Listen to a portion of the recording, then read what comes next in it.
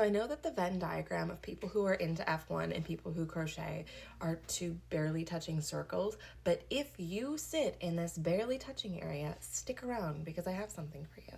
Two things about me is I love stitch sampler items. So this is a stitch sampler cardigan. This is a stitch sampler blanket that I made. This is another stitch sampler cardigan that I made.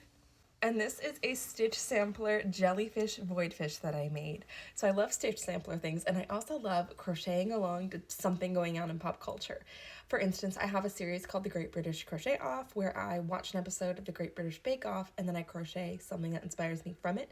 I've also done an Eras Tour blanket. This was actually another Eras Tour project, so all of these are different songs that were sung on the Eras Tour. And I thought, what better pop culture thing to crochet along with than this upcoming F1 season? So I'm going to be doing a stitch sampler blanket covering this upcoming F1 season.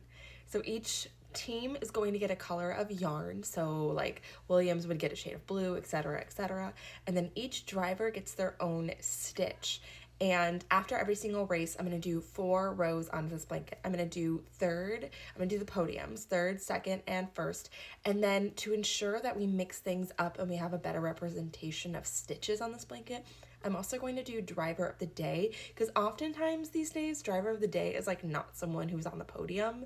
They were like someone who just like did some really cool moves or had a special race or something like that. So this way we get like a better chance of getting all of our stitches on the blanket, because sometimes the podium is just the same thing over and over again, and I respect and understand that. I mean, I don't respect it, like they should fix the system so that like more people can get podium and the teams are a little bit more even, but what do I know? I just crochet. So I have like 22 different stitches written down right now, and I'm still figuring out which driver is going to get which stitch. So if you have very strong feelings about your favorite or least favorite driver and what stitch they should get on this, let me know. Some of the examples of ones that I have written down so far are obviously single, half double, and double crochet, the lemon peel stitch, the granny cluster, shell stitch, mesh stitch, puff stitch, bobble stitch, waffle stitch, the arched mesh stitch, the peacock stitch, the large cluster stitch. I have single crochet puff stitch, V stitches, alligator stitches, a couple more. And then if during the season at any point a driver gets replaced, they get their own new stitch. So like if something happens to, I'm not even going to name a driver, but if something happens to driver A and they get exchanged for driver C is going to get their own stitch. They don't have to take driver A's stitch.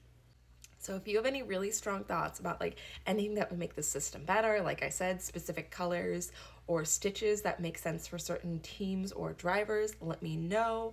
I don't really know how popular this series will be, considering that there's not too many F1 crochet people. I could be wrong. I hope to be wrong.